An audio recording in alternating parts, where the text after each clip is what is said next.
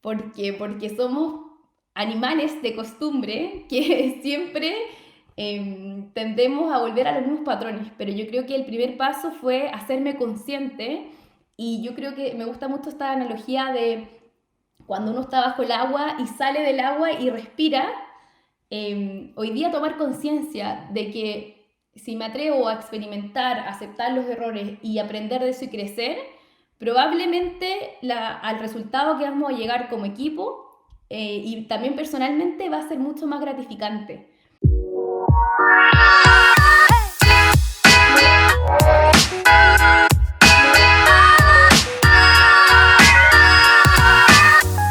Hola, bienvenidos. Soy Pancho Mora y más que un podcast de autogestión, es un conversar sobre las experiencias y aprendizajes de la implementación de los principios en las organizaciones. Mi invitada el día de hoy es Valentina Bendaño. Ella estudió psicología laboral en la Universidad Adolfo Ibáñez de Santiago de Chile. Es fundadora y CEO de Bray. En nuestro conversar el día de hoy hablamos sobre la autogestión, que es válido equivocarse y aprender de los errores. Creo que es un gran aprendizaje saber cuando te equivocas, es una aportación de valor para poder corregir tu camino. Hola, Vale, bienvenida. Hola Pancho, muchas gracias por la invitación. Me da mucho gusto que estés aquí el día de hoy y estoy muy feliz de conversar contigo. Te Muchas. quería compartir una reflexión que tengo. Uh-huh. Dentro de la industria a nivel iberoamericana hay pocas mujeres que estén haciendo prácticas de autogestión. Y realmente me he preguntado el por qué. Sí. Primera pregunta para comenzar. Yo creo que es una pregunta, o más una reflexión, muy necesaria hoy día. Yo creo que tal vez este efecto ocurre porque los puestos de liderazgo hace muchos años han sido tomados, por decirlo así, o liderados por hombres. Actualmente yo siento que hay un recambio generacional en términos de mujeres que están hoy día asumiendo roles de liderazgo, empoderando equipos y hablando de esto de la autogestión. En mi camino he tenido la suerte de encontrarme con mujeres que me han enseñado mucho del tema y me han hecho ver que desde el rol femenino sí se puede acompañar a los equipos para generar dinámicas de autogestión y también trabajar desde ahí. Yo creo que hoy un gran desafío que tenemos como sociedad y también como personas que trabajamos en organizaciones es asumir que las mujeres tienen un rol clave para liderar todo este proceso de cambio. Así que sí, es algo que es bien complejo y de necesario de abordar también. Claro. Vale, para ti, ¿qué es la autogestión? Ay, para mí la autogestión es una forma de vida. Es bien profundo lo que estoy diciendo, pero para mí es algo súper natural que hace conectarnos con la esencia humana, que nos hace trabajar desde el significado, desde el sentido y el propósito. Y hace que la gente se muevan por las cosas que realmente los apasionan y las cosas que realmente importan. Me he dado cuenta que permite que la gente se sienta parte. Yo creo que eso es fundamental y para mí la autogestión, como digo, es algo más natural. No soy un poco reacia a los significados de libro, por decirlo así, porque creo que se vive. Es difícil explicar esto como un concepto solamente, sino que más bien es una forma de trabajo diferente, es una forma de entender el trabajo como algo más humano y más conectado con lo que realmente las personas quieren promover en las organizaciones. Oye, cuando hablas la forma de trabajo más humano, ¿a qué te refieres? Primero que todo, yo creo que la autogestión te hace visibilizar un poco cómo tú conectas con tu trabajo, en términos de cómo tú te estás relacionando desde tu rol hacia las actividades que realizas en el día a día. O sea, darte cuenta que en el fondo tú eres una parte de un sistema mayor que tiene que estar conectado con el resto, no solamente por tu rol, sino también porque todos en conjunto tenemos que lograr un propósito común. Entonces, por eso yo digo que es más humano, porque en el fondo conecta con lo que realmente queremos hacer dentro de nuestras organizaciones, sin la necesidad que un líder te esté diciendo, Valentina, Pancho, necesito que hagas esto y de esta forma, sino que abre un espacio para que las personas tengan mayor libertad en términos de los que realmente pueden aportar, decir y también accionar.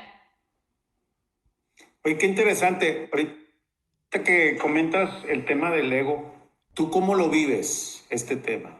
Bueno, así siendo súper honesta, cuando comenzamos en este proyecto de Brave, lo que más buscaba yo era lograr cómo generar un equipo que estuviera conectado no por la persona o quién era yo como líder, sino más bien por el propósito de lo que queríamos lograr como equipo, ¿ya? Y con esto no me refiero solamente a mi equipo directo, sino que me refiero también a las personas con quienes hemos conectado, como amigos de Brave, que le llamamos nosotros, o amigas, que son personas que se sienten llamadas a colaborar más allá de un rol, sino que por una acción, un propósito mayor. Y ahí yo entendí que al momento de liderar ciertos proyectos o tener un rol un poco más de la cabeza de un sistema, yo no tenía ningún interés en generar como una visión de mi imagen personal, sino más bien decir, si trabajamos desde el eco, o sea, si abrimos un poco esto, un sistema que está conectado en relación a un propósito fundamental, que en nuestro caso es reinventar el trabajo, cada uno va a entender que tiene un rol en esto y que no es necesario poner un título a cada una para saber lo que tenemos que hacer. No sé si se entiende bien, Pancho, si no ahí tú me preguntas y Sí, me... no, está claro.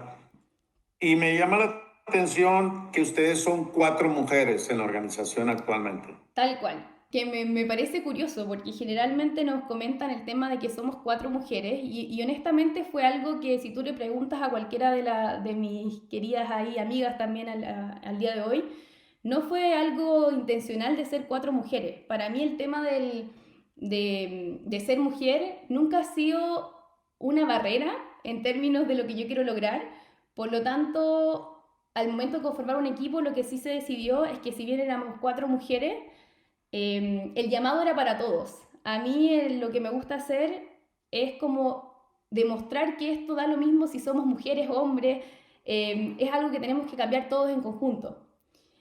Si bien llama la atención por ser 4 mujeres jóvenes, el primer llamado que fue para conformar mi equipo fue, tenemos esta misión, este propósito, queremos hacerlo juntas, perfecto. Y ahí comenzamos a trabajar en conjunto. Oye, cuéntame un poco a detalle de cómo lograron apoyar esta parte de hacer prácticas autogestionadas. Bueno, en realidad es todo un proceso. Siendo honestos, estamos en un proceso de aprendizaje constante en el cual para cada una de nosotras yo creo que el tema ha sido muy distinto, partiendo porque todas tenemos un acercamiento distinto a la autogestión. Hablando también de las partes que son más complejas de desarrollar dentro de un equipo, yo creo que la base principal y lo que para nosotros ha sido súper como una clave muy importante es el tema de la transparencia. Nosotros desde el inicio decidimos en conjunto que todo fuera transparente para que así cualquiera podría tomar una decisión de manera efectiva, con la data disponible, con los contenidos que teníamos nosotras ahí sobre la mesa. Entonces creo que en ese sentido ha sido un proceso de aprendizaje que obviamente nos queda mucho por aprender, mucho por crecer, pero sí ha sido interesante ver también cómo la autogestión cada persona la tiene diferente, pero si hay como una base común de confianza, una base común de transparencia total, de valores compartidos, sí se empieza a producir una magia, que es como una conexión entre las personas que participan de una actividad. Ya, fíjate que qué interesante lo que comentas y con todas las personas que he conversado hasta el día de hoy, cada quien tiene su estilo de autogestión y aplica sus propios principios. Y ahorita que hablas, uno de los principios es la transparencia, que me queda claro que es parte de los principios que ustedes están aplicando. ¿Cuáles otros son los principios que ustedes aplican? Sí, yo creo que otro de los principios que a nosotros nos ha hecho mucho sentido es el tema de la horizontalidad, por decirlo así. más que como principio, nosotros lo vemos como una manera de relacionarnos. ¿A qué me refiero con esto? A que en el fondo, si bien obviamente cada una tiene un rol que hacia afuera se proyecta, como en este caso yo soy como la líder del equipo, eh, a mí me interesa más allá de los roles el tema de cómo cada una desde esta horizontalidad puede apoyar y aportar en un proyecto determinado. Cada una de nosotros tiene diferentes cualidades, diferentes características, motivaciones, intereses, y por esta misma razón, cada una entiende también que si una tiene un argumento y tiene mayor conocimiento respecto a ese contenido o argumento que está como defendiendo, no importa el rol, vamos a escuchar eso y vamos a hacernos cargo y vamos a unir esa inquietud a nuestro proyecto, a nuestro desafío. ¿Y tienen algún otro principio que también es base de ustedes, de sus prácticas? Una de las cosas que nosotras hemos estado también intencionando, es que, y ha sido muy difícil también, por eso también lo comparto, es el tema de hacerse responsable de manera prepositiva. ¿A qué me refiero con esto? A que hay un desafío que se enmarca dentro de un contexto y que cada una tiene el rol de aportarse en que otro esté encima diciéndole lo que tenga que hacer. ¿A qué me refiero con esto? Que yo no espero, por ejemplo, que el equipo desde el inicio sepa lo que tenga que hacer, sino que cada persona entienda que hay un desafío mayor y que yo tengo que aportar desde la autogestión. Entonces cada una de las personas que son miembros de mi equipo saben perfectamente lo que tienen que hacer. Y algo muy curioso que ha pasado, Pancho, que también te lo comparto porque tal vez tú lo has vivido, que siento que el feedback en términos de decir, por ejemplo, aquello que pueden mejorar o cómo pueden aportar mejor, la gente empieza a decirlo por sí mismo. O sea, cuando estamos en una dificultad o en un conflicto como equipo, yo no tengo que decir lo que las personas hicieron mal, sino que ellas mismas toman un rol de observación interna y me dicen, vale, ya sé en qué la embarré, por decirlo en palabras bonitas, y quiero mejorar en esto. Entonces me parece algo que muy llamativo, que yo creo que planteando la autogestión como base de relación y base de trabajo, se ha generado ese efecto que me parece súper curioso, la verdad, no lo había experimentado antes, que las personas saben muy bien en qué se equivocan y cómo pueden quizás resolverlo. Ya, esta parte de la responsabilidad y compromiso, Exactamente. que cada quien nos hacemos Mm, responsables y nos comprometemos a cubrir un rol o sí. apoyar lo que se requiere en cualquier ejercicio o proyecto que se origine de esa manera. Hoy te cuento que el día de hoy me pasó eso curioso. Mm, Fui a una reunión mensual y yo participo como coordinador, es decir, no hay CEO. mm. Yo me considero hoy como el no CEO. Y llegué a la reunión y me preguntaron, ¿cómo llega hoy a disfrutar la reunión? Y cuando terminó, me preguntaron, ¿cómo se va? Mm. Les dije, felicidades, van muy bien, sígale así. Lo están haciendo muy bien. Genial, no, me parece genial. Y Y entonces, en esta parte de la responsabilidad del compromiso, ellos están tomando mm, esos roles de tomar decisiones en la organización y llegan preparados, porque yo antes me tocaba hacer todo y decir, tienen que hacer esto, tienen que hacer lo otro, vamos para allá. Y hoy me dice, yo estoy disfrutando. tal cual. Yo creo que me encanta lo que mencionas porque a mí me gusta mucho reforzar en mi equipo que se pueden cometer errores, pero lo importante es intentarlo. Desde el inicio me gustó mucho que yo sentía que había un temor quizás a hacer cosas nuevas, a probar cosas diferentes, porque obviamente yo soy un poco disruptiva en términos de lo que busco lograr con las personas. Y mi equipo, cuando yo la incentivaba a hacer cosas nuevas, me decía, no, es que no estoy preparada, no estoy segura o tengo dudas. Y yo confío mucho en mi equipo y siempre promuevo que en el fondo confíen en que tienen las capacidades para lograr todo lo que se propongan si hay ganas, si hay motivación y si hay también mucho estudio, porque yo siento que también cuando las personas entienden más de lo que están conversando, hablando, empiezan a tomar seguridad. ¿Y a qué voy con esto? Que yo siento que hoy día, desde un rol más bien de liderazgo, tenemos que ser capaces de compartir las cosas valiosas y ayudar a que nuestro equipo se sienta con un rol de empoderamiento para poder atreverse a hacer cosas distintas. Me encanta lo que dijiste, Pancho, porque a mí también me llama la atención que ahora yo me quedo en silencio para que otra persona tome el rol de facilitar, el rol de interactuar en las reuniones, el rol de incentivar conversaciones y me encanta cuando finaliza una reunión, finaliza un workshop o finaliza una instancia con personas y mi equipo me dice me sentí bien porque me sentí más confiada o cada vez lo hago mejor. Y obviamente hay un temor, que yo entiendo mucho a personas que están en roles de liderazgo y que tienen temor a quizás defraudar a las otras personas o no lograr el mejor desempeño, pero la invitación que yo les hago es atreverse, porque a veces uno se sorprende de las personas que tiene alrededor y del equipo que uno tiene. ¿Cómo tú confías? ¿Cómo confías en las personas? Yo confío en las personas por hechos, como todo el mundo, pero ¿cómo pruebo esos hechos? Y tal vez le puede servir a alguien que lo esté escuchando, Pancho, pero creo que es importante generar espacios seguros de experimentación, espacios donde generemos prácticas seguras en que el equipo pueda abordar un desafío y probar cómo hacerlo. Y ahí, en ese momento, entregar feedback inmediato, pero feedback no de manera personal hacia la persona, sino que hacia la forma en la cual está haciendo o resolviendo una situación en particular, pero muy desde la visión de que la otra persona puede crecer más de lo que la persona cree que puede lograr. Entonces, si lo resumo en dos cosas fundamentales, la primera que yo digo es generar espacios seguros de experimentación y la otra es entregar un feedback honesto, directo y también desde el cariño, que eso es muy importante, y desde la visión de crecimiento, que siento que también es fundamental.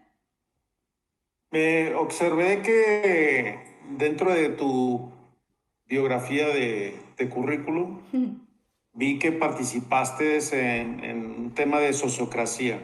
Sí. Y me gustaría preguntarte, ¿cómo te fue en este curso de sociocracia y con qué te quedas? Y nos expliques un poco cómo es el estilo de sociocracia. Sí, en realidad tuve la oportunidad de formarme en diferentes marcos que me permitieron también tener una visión súper abierta respecto a qué formas de trabajo podemos construir para atrevernos a transformar las organizaciones. En este camino me tocó aprender de diversas ramas, por decirlo así, y de diferentes tesoros, porque yo llamo a esto como tesoros. Y uno de estos tesoros fue sociocracia, si bien hay otros también como organizaciones exponenciales, agilidad también, que también es muy bonito, bueno, entre otros. Sociocracia en particular, lo que yo siento que en mí marcó un antes y un después, por decirlo así, y quizás en algunos de los que están escuchándonos también, es el hecho de que cada opinión es valiosa, de que es necesario escucharnos y generar rondas, por decirlo así, en la cual las personas pueden sentirse con la tranquilidad y seguridad para probar algo distinto. Me gusta mucho esta frase Socracia de algo suficientemente bueno por ahora y seguro para intentar. Yo creo que eso me lo marqué en alguna parte de mi mente porque me hace mucho sentido. Y también otra cosa que me gusta mucho de Sociocracia es, no sé si también te pasa, Pancho, pero es esto de lo bonito que es entender que podemos estar en un mismo espacio de trabajo escuchándonos y que, no, y que todas las opiniones son válidas. Me queda mucho y siempre lo compartimos también en las cosas que hacemos, esto de los consentimientos, las objeciones y cómo esa dinámica genera que la gente empieza a proponer y levantar tensiones que estaban ocultas en la organización. Nosotros nos gusta también como incluir la sociocracia en la forma en la cual trabajamos. Antes de comenzar cualquier proyecto o cualquier trabajo que estemos haciendo, nos gusta hablar de esto de las tensiones, levantar tensiones a nivel organizacional y ver cómo hoy día están entendiendo las empresas, organizaciones, equipos, sus problemáticas y qué tensiones necesitan resolver hoy para acercarse un poco más a aquella visión que tienen del equipo y de la organización. ¿Me puedes explicar un poco más de cómo es el consentimiento y la objeción y cómo lo vives? Porque Perfecto. seguramente muchas personas no van a entender estas partes, Sí. de estas partes técnicas. Y Sí. entonces me encantaría que fuera detalle Sí. de cómo lo vives. Bueno, en términos como simples para que entendamos esto, y si quiere alguien después nos corrige por interno, no hay problema.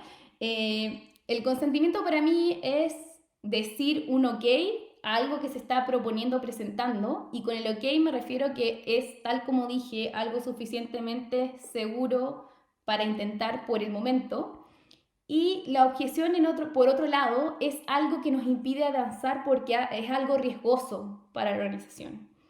¿Ya? Entonces la objeción para mí es como un regalo que se ofrece como no es una opinión, que también es muy importante decirlo, es más bien una pausa porque hay algo que tenemos que abordar previo a tomar una decisión o generar una acción en concreto. Entonces, en términos simples, el consentimiento es algo que podemos comenzar a hacer porque es suficientemente bueno por ahora y seguro para intentar. Y una objeción, por otro lado, es algo que nos impide avanzar porque es riesgoso y debemos detener y escuchar cuál es esa objeción antes de seguir en el proceso. Me queda claro que no es un consenso, no es por votación. No. Ni por un consejo. Exactamente. Y eso es también llamativo. Ahora me gusta mucho que en el virtual, no sé si te has dado cuenta, Pancho, hay muchas reuniones que son inefectivas, hay mucha pérdida de tiempo, siempre son los mismos los que hablan, o si el líder habla no hay mayor opinión. Entonces yo creo que esto de la sociocracia y en particular una de las prácticas que son las rondas de consentimiento, permiten que todas las personas tengan un rol activo en las reuniones y puedan demostrar cuál es su opinión y, más allá de la opinión, cuál es su inquietud respecto a lo que estamos abordando. Pues vale. Sí. Me gustaría preguntarte, y se me vino a la mente, ¿has tenido alguna experiencia de una objeción que tú quieras hacer algo y que te digan, oye,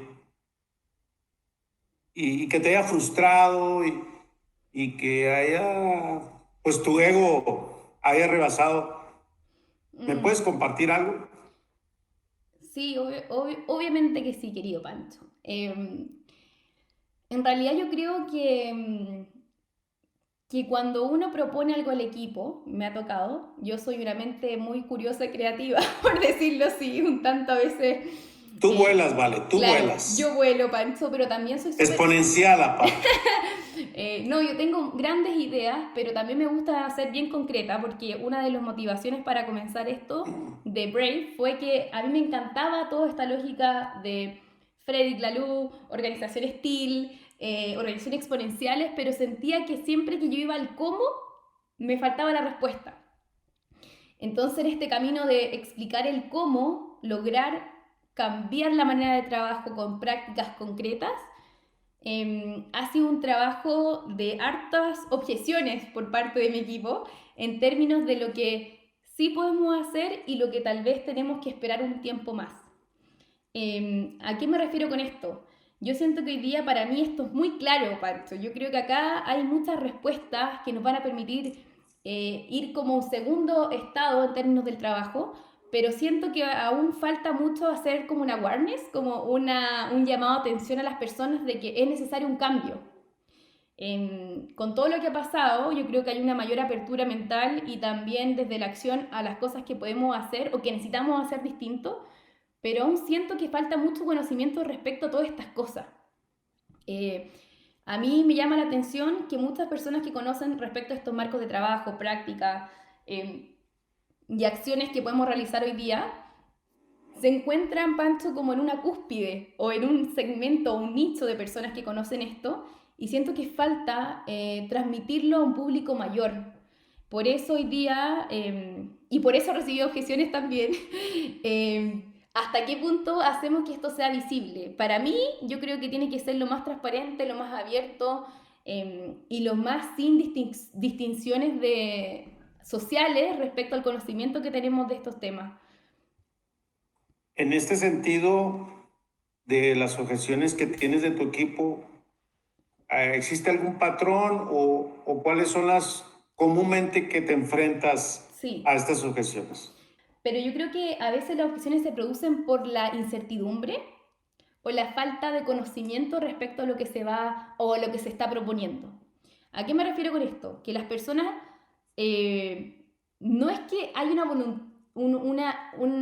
una barrera al atreverse, Pancho, sino que más bien la gente tiene temor a ciertas pérdidas o a la incertidumbre de qué va a pasar si hacemos tal cosa.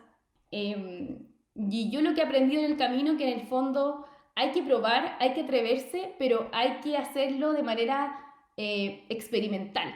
O sea, hacerlo de a poquito, ir en pequeños pasos probando, experimentando, viendo si eso es lo correcto, ir ajustando rápidamente y seguir creciendo. Yo cuando inicié en este camino y también lo que aprendí es que era muy reacia al error. Me costaba mucho equivocarme y yo creo que a todos nos pasa que me quedaba con muchos sentimientos de angustia cuando algo que yo pensaba no se concretaba en la realidad, pero me he dado cuenta que lo más importante es equivocarse y aprender rápido. Aprender rápido y seguir creciendo y desarrollándose. ¿Y qué te llevó a cambiar de que no aceptabas los errores ahora? ¿Qué fue lo que te hizo sentido? ¿Qué te movió? Lo que me movió es que entendí que todo esto es una lógica humana. Y si somos humanos, tenemos y debemos equivocarnos para crecer. Yo creo que si fuéramos robots de esta lógica de la organización mecánica, que también desde ahí estamos, desde Taylor, con toda la organización mecánica que hemos generado, nos ha llevado a pensar que el modelo de acción es que no existen errores y que los errores son negativos. Pero yo me he dado cuenta que cuando uno se equivoca y toma el error como una oportunidad de crecimiento y de reestructurar tanto los procesos, herramientas, prácticas y mindset, uno llega a cosas que son a otro nivel. ¿Se entiende, Pancho? Uno se Sí, enamora del perfectamente resultado. te entiendo. Ujú. Y te quiero hacer una pregunta más ahorita que me surgió. Sí, ¿Qué sentiste en el momento que te diste cuenta de que tenías que aceptar los errores en ese momento? más que un momento es una lucha constante. Porque somos animales de costumbre que siempre tendemos a volver a los mismos patrones, pero yo creo que el primer paso fue hacerme consciente y yo creo que me gusta mucho esta analogía de cuando uno está bajo el agua y sale del agua y respira, hoy día tomar conciencia de que si me atrevo a experimentar, a aceptar los errores y aprender de eso y crecer, probablemente al resultado que vamos a llegar como equipo y también personalmente va a ser mucho más gratificante. Eh, yo creo que cuando cometemos errores pero no aprendemos de los errores, probablemente no tiene mucho valor, pero si logramos atrevernos a equivocarnos, pero de manera segura y aprender y sacar y después seguir trabajando por algo mayor, se produce un efecto que yo creo que es maravilloso y el equipo también lo comparte. Vale, y me surgen muchas reflexiones y te hago esta adicional. Sí. ¿Qué sucede cuando una persona comete varios errores? ¿Y cuál es el principio ustedes cuando alguien se tiene que ir? ¿Han llegado a eso? ¿No han llegado? Sí, ¿Y qué han conversado sobre este tipo de cosas? sí. Yo entiendo a las organizaciones como un sistema vivo. Creo en esa lógica. Por lo tanto, creo que las personas evolucionan en las organizaciones, aprenden, crecen y también tienen la oportunidad de entregar valor en otros lugares, ¿ya? Yo creo que a veces hemos tachado muy negativo el tema que las personas quieran tomar nuevos rumbos o que quizás ya no convive bien en el sistema, que también puede ocurrir. Lo importante es estar constantemente, y cómo lo hago yo, chequeando cómo está mi equipo. Yo sé que cada una de mi equipo tiene diferentes inquietudes, motivaciones personales, y por lo tanto eso no quiere decir que en algún minuto alguna quiera tomar un desafío mayor, pero ahí está, yo creo que la lógica y lo importante de que la organización son sistemas vivos, que es cómo hacemos para que esta persona se sienta suficientemente segura para poder decir eso, para poder atreverse a demostrar que quizá no está cómoda o no se siente bien, y cómo la organización le aporta también a esa persona para poder tomar un nuevo rumbo. ¿A qué me refiero con esto? Que en el fondo cuando uno entiende que está en un sistema mayor, organización en la que uno obviamente lidera, pero también hay otro, un contexto social, económico y de otros factores, comprende que las personas puedan tener diferentes intereses y yo creo que es muy importante ver en el hoy día, si estamos hoy trabajando juntos, ¿qué podemos hacer bien? Y si tienes un error, ¿cómo puedo hacerte crecer para que tú aprendas de ese error y sigas evolucionando? Yo creo que eso es súper clave. Vale, ¿has tenido alguna experiencia en esta implementación que haya sido dolorosa, esta parte oscura con tu equipo, donde pues se habla poco y antes de que iniciáramos nuestro conversar, te comentaba que para mí es muy importante compartir estas experiencias que te llevan después a cosas positivas. Sí. Bueno, también lo hablo particularmente porque a mí también me pasó aprendiendo sobre autogestión y sobre estas metodologías. Últimamente he estado escuchando mucho a Coldo, que es una persona que lo encuentro brillante, partiendo por ahí, y hubo una analogía que me pareció genial, que dijo que la autogestión es como la familia o los amigos. No sé, por ejemplo, Pancho, estamos con los amigos y tenemos que hacer un proyecto en conjunto y cada uno sabe muy bien lo que tiene que hacer. No hay nadie que tome la iniciativa, probablemente va a haber algunos, pero todos saben muy bien cómo aportar para que logremos realizar algo, una actividad, un proyecto, algo en conjunto. En la familia igual, en la familia probablemente no hay tanta jerarquía porque cada uno tiene un rol, no sé, hasta la persona que es quizás que distiende los momentos incómodos o la persona que también apoya al otro, existe esa dinámica. Entonces me parece curioso que en el trabajo no exista o no se entienda así, ¿ya? Y yo creo que una de las principales como luchas y batallas que me ha tocado abordar con el tema de la autogestión y todavía estoy en proceso de resolverlo, como la parte quizás más oscura que a nadie le gusta hablar, que saber que es un proceso de aprendizaje y de cambio de mindset. Y con eso me refiero a que no todas las personas se sienten preparadas hoy día para comenzar al 100 a trabajar desde la autogestión. ¿A qué me refiero con esto? Que siento que tiene que haber una base muy sólida, que tiene tiempo, que tiene trabajo, que tiene prácticas que hay que desarrollar en términos de confianza, en términos de transparencia. Y una vez que uno ya logra desarrollar más o menos ese peldaño, por decirlo así, uno recién ahí puede empezar a tener ciertas conversaciones.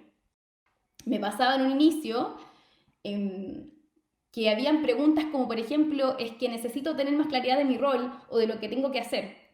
Pero yo me metí en la cabeza que si quería trabajar de la autogestión y quería enseñar estos temas y quería divulgar estos conocimientos, yo tenía que trabajar autogestionadamente, tenía que lograr que mi equipo fuera autogestionado.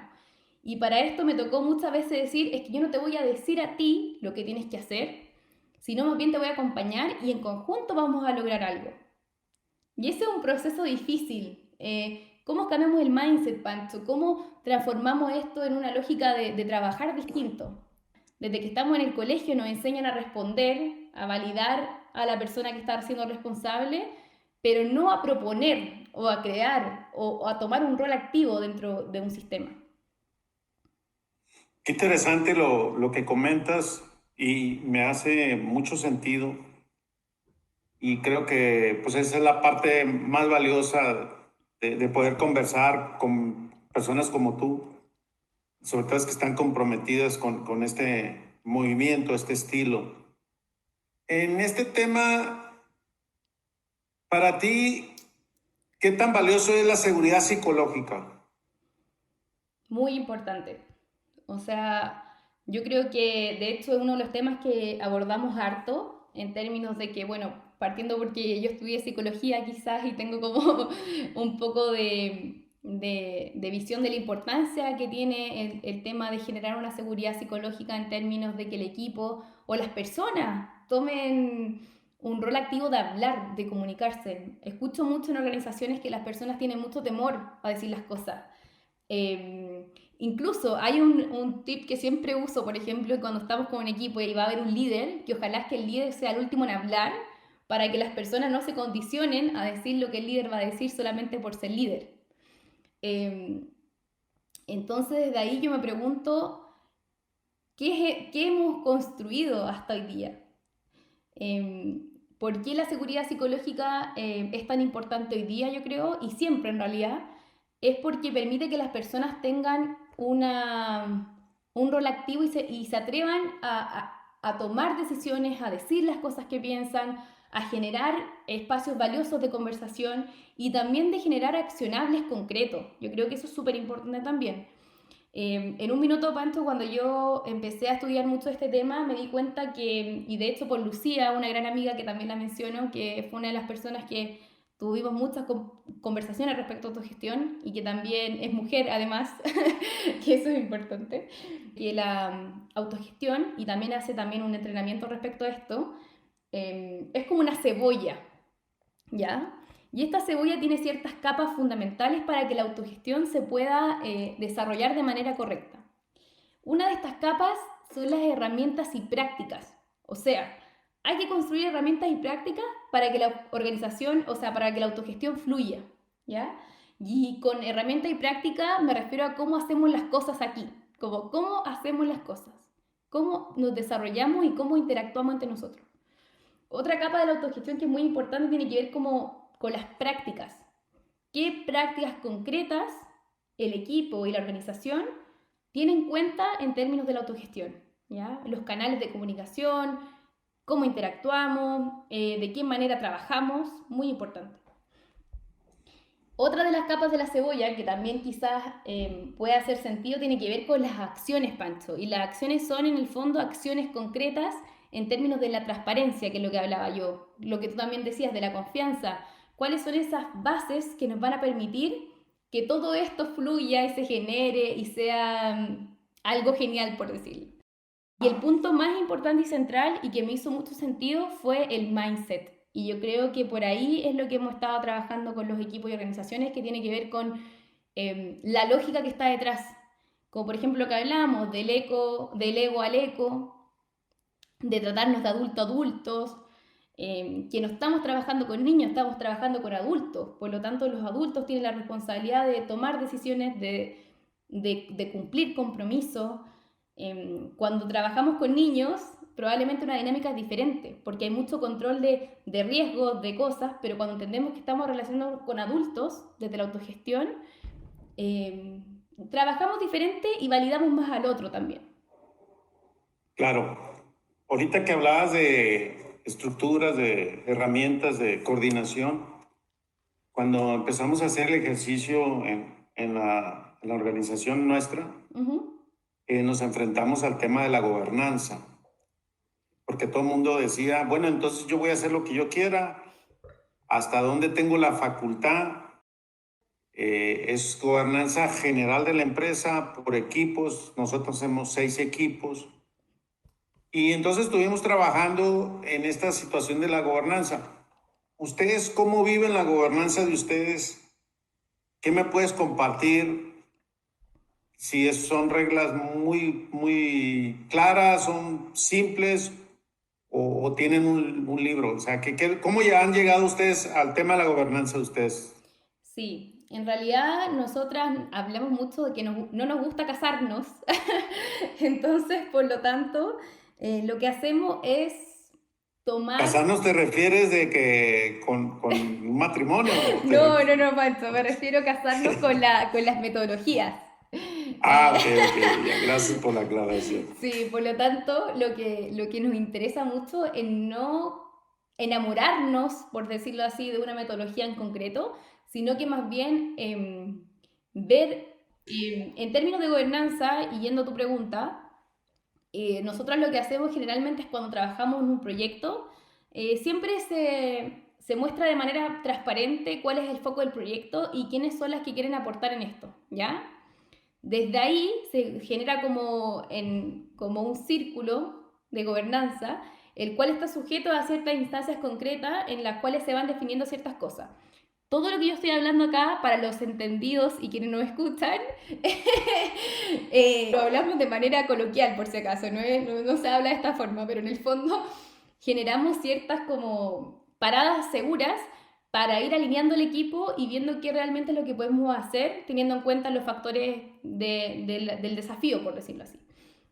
Entonces, si bien hay como un círculo, que en realidad como somos 4, es mucho más simple poder generar esto, pero se toman decisiones haciendo rondas de consentimiento, por ejemplo, y siempre escuchamos todas las opiniones, nos tomamos un momento concreto para escuchar, o sea, las rondas de consentimiento, y posterior a esto tomamos decisiones en conjunto que hoy día nos produzcan el mayor valor y el menor costo-esfuerzo, por decirlo así. Entonces vamos ajustando lo que vamos trabajando dependiendo del propósito, cuánto nos mueve, por ejemplo, y también de las ganancias que produce realizar ese desafío. Vale, ¿y de qué te sientes orgullosa actualmente de todo esto de este aprendizaje y este viaje? ¿Qué me puedes compartir así de emocionalmente? ¿Cómo es esa parte tuya? Lo que me produce quizás o me conecta más con lo emocional tiene que ver con el significado que me produce esto, que estamos viendo el mundo diferente y el mundo del trabajo distinto, que es el camino que tenemos que lograr. Y para esto no basta con algunos loquillos o algunas valientes o algunos curiosos, sino que en el fondo lo ideal es que todos participemos activamente de esto. Y en términos de aprendizaje, hay muchas más personas con esta curiosidad. Me pasa también en mis redes sociales, me pasa también en las conversaciones que tengo, que todos sienten que sí, esto es lo que hay que hacer y siempre llegan a la pregunta del cómo lo hacemos. Y ahí me produce emoción decir que tengo algunas respuestas que puedo compartir para comenzar a hacer este desafío diferente y entrar en esta aventura que la encuentro maravillosa. Vale, ¿qué edad tienes tú actualmente? Actualmente tengo 25 años. Nunca he querido decirlo, pero ya que Pancho me pregunta. Bueno, eres una generación millennial y te hago una pregunta. ¿Esta generación millennial le hace sentido estas prácticas? Totalmente. O sea, una de las motivaciones principales para construir Brave fue que yo sentía que estábamos muy enfocados, pero yo viendo a las nuevas generaciones que vienen, incluso la mía, me di cuenta que nosotros interactuamos y entendemos muy diferente las cosas que son valoradas en la vida y en el trabajo. Y eso es lo que me motiva hoy día, que siento que tenemos que lograr que las personas que quizás tienen un poco más de tiempo en el trabajo y en este rol, comprendan que hay una manera diferente de trabajar y que también es muy buena y que la gente joven se sienta con ganas de trabajar, de aportar y de hacer cosas distintas. Qué interesante tu comentario. Yo hay veces que dudo y Cuéntame. no es que desconfíe, simplemente de cualquier generación y sobre todo la mía, yo tengo 51 años. También te aclaro que te pregunté si algo no te podía preguntar, me dijiste me puedes preguntar cualquier cosa, entonces No, por eso todo me bien. atreví a hacerlo. Todo bien, todo bien. Mucho yo creo que se lo pregunten, así que está bien, Pancho. Perfecto. Pero en este tema lo veo muy complejo. O sea, este tema, por ejemplo, yo me mantengo en el anonimato con mis amigos empresarios, inclusive con mi familia, hermanos, primos, obviamente no mi familia, porque me siento juzgado, señalado, que estoy loco, que regalo el dinero y que realmente vivo en algo que es una utopía, ¿no? Mm, Entonces, haciendo esto, tú dices, no, mi generación sí está, en mi caso, me parece encantador esta respuesta, pero por ejemplo, en mi caso, yo te puedo decir que es todo lo contrario. totalmente, me imagino, Pancho, que es una lucha de argumentos y de explicaciones. Eh, yo creo que si bien mi generación tiene una incomodidad y sabe que el trabajo debería ser distinto, tampoco sabe muy bien cómo hacerlo. También eso es algo que yo creo que pasa.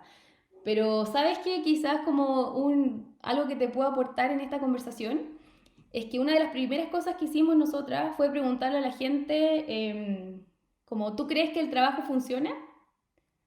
¿El trabajo te hace sentido? Y generalmente las respuestas que escuchaban era no, creo que no funciona, que podría ser distinto. Y ahí yo creo que hay una gran oportunidad a abrir la conversación, intentar explicar un poco de manera simple de qué se trata esto. No tanto con términos como demasiado, demasiado difíciles, sino que de manera simple porque yo creo que esto es trabajar de manera humana solamente, así en términos concretos. Y otra cosa que también me llamó la atención, Pancho, fue que cuando preguntamos cómo era tu semana laboral, el día que por lejos ganaba era el día viernes, porque se terminaba el trabajo, y el día lunes era el peor día, porque comenzaba la jornada laboral. Entonces eso para mí fue muy llamativo, porque a mí siempre me ha gustado mucho trabajar, porque he trabajado con estos temas de autogestión y herramientas, y me parecía egoísta saber que quizás para algunas personas el trabajo era muy satisfactorio y muy agradable y muy orientado al propósito, pero para otras se desconecta completamente. Entonces lo que tú haces, por ejemplo, de llevar esto a que se haga visible, de generar estos espacios de conversación, nosotras hacemos juntas virtuales gratuitas también, que tampoco cobramos por eso, pero es la motivación por hacer que estas cosas sean visibles. Yo creo que eso es súper importante. Te cuento algo que viví. En una ocasión, un amigo mío que es empresario, tiene 300 colaboradores, y me Ujú. dijo, oye, ven para que les platiques un poco de la autogestión. Y llegué, es una empresa con varios niveles jerárquicos, Ajá. y les dije, bueno, lo que ustedes hacen es todo lo contrario de lo que yo hago. Y el tema fue que cuando les empecé a hablar de los términos y los principios, el estilo, vi que todo el mundo se asustó, Mm. bastante miedo. Entonces aprendí que no había que utilizar ese mensaje, esas palabras. Y actualmente yo doy mentorías, sí. Y en esto estoy con un empresario que me Ujú. invitó y, y mi aprendizaje fue, yo no le voy a hablar de estas palabras, pero yo le hablé de todos mis principios. Entonces estamos trabajando con los principios y él no dice nada. O sea, está feliz, va muy bien porque confía y ese es como el mensaje también que yo he vivido. Exactamente, o sea, conecto totalmente contigo, nosotros con las organizaciones y los equipos con quienes trabajamos. En febrero hicimos un entrenamiento de facilitación energizante que le pusimos, que era cómo hacer espacios remotos entretenidos. Y ahí hay algo que yo le digo como la carta bajo la manga, y es lo mismo que haces tú hoy día, que es explicar, por ejemplo, una práctica, un marco o explicar una herramienta, y luego que las personas entienden el propósito, el para qué, el por qué y el objetivo de eso, tú le dices, mira, esto viene de tal marco, o esto que estás haciendo es sociocracia, o esto que estás haciendo viene de agilidad, o esto que te das cuenta, entonces la gente cuando prueba algo y ve que funciona y que le hace sentido, yo creo que basta con eso. Porque al final siento que hay muchos temas de ego y también es como un cuestionamiento que tengo yo y mi equipo también, de muchas personas que abordan estos temas como una bandera eh, como para brillar, como para tener la razón o explicar que esa es la solución para algo. Pero yo creo que más bien las personas lo único que necesitan hoy día es cosas concretas, fáciles, que puedan utilizar en el día a día para trabajar distinto. Y de manera distinta tenemos que cambiar completamente, eliminar capas o cambiar todo lo que pensamos, pero yo creo que más bien es como una nueva perspectiva de cómo podemos hacer las cosas. Y probando, las personas empiezan de manera natural a trabajar diferente.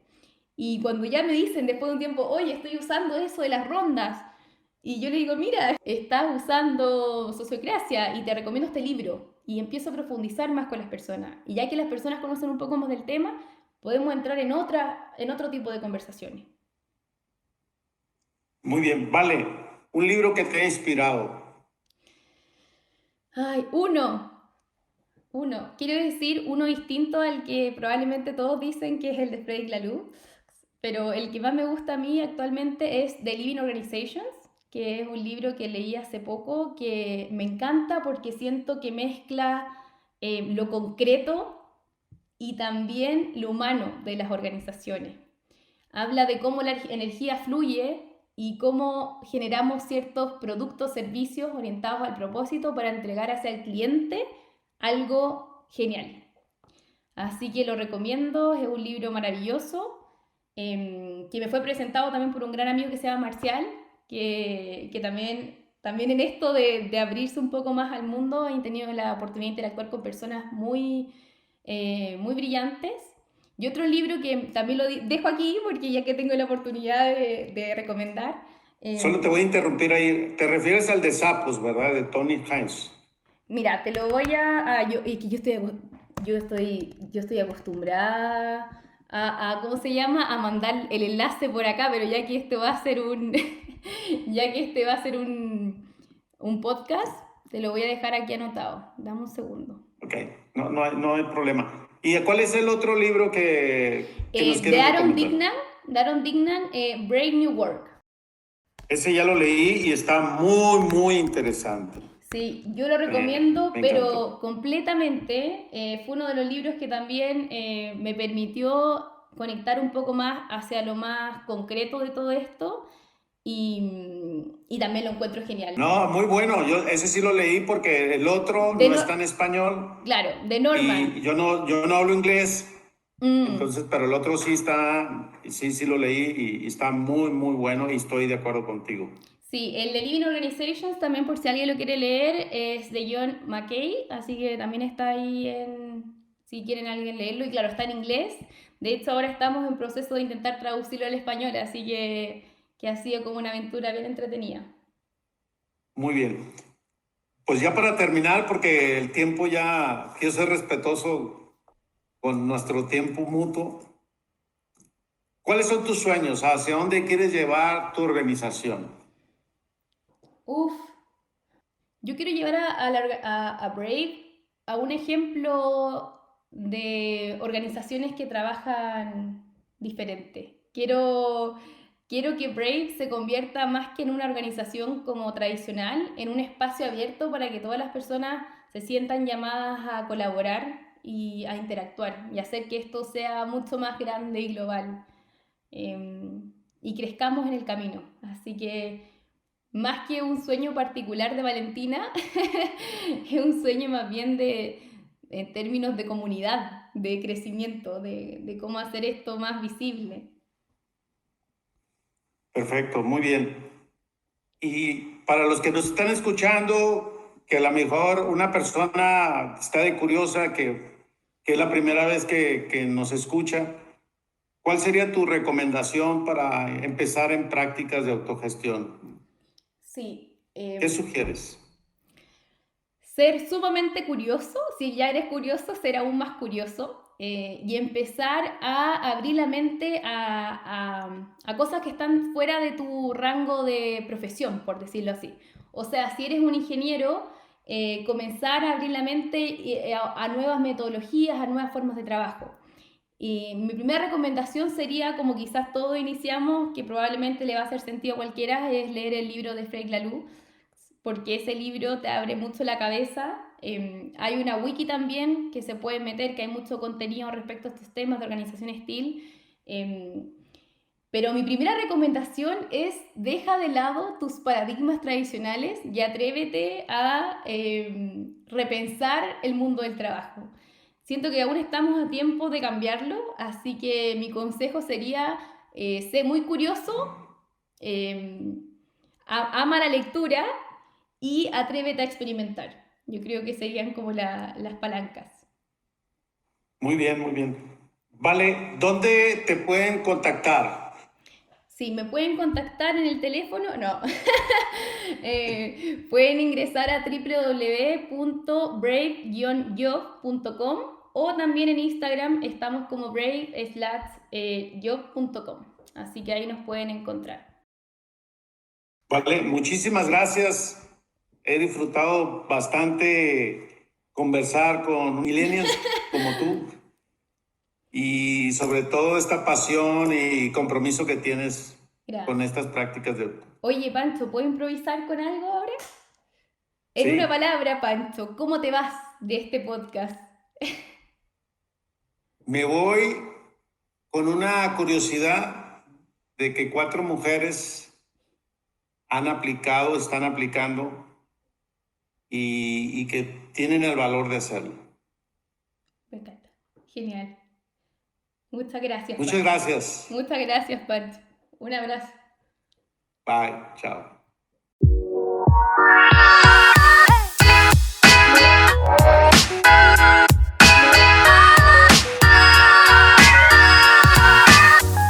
Mi aprendizaje del día de hoy, que tenemos que ser curiosos, abrir nuestras mentes y atrevernos a experimentar.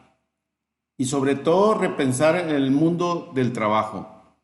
Creo que yo lo he vivido en carne propia y estoy muy de acuerdo con Valentina. Si te gustó este episodio, puedes hacerme tus comentarios en Instagram y me encuentras como panchomora.life y en LinkedIn como Pancho Mora. Valoro y aprecio tus comentarios. Si tienes curiosidad de conocer más sobre la autogestión y sus principios, visita mi página panchomora.life y te regalaré 30 minutos de mi tiempo para tener un buen conversar.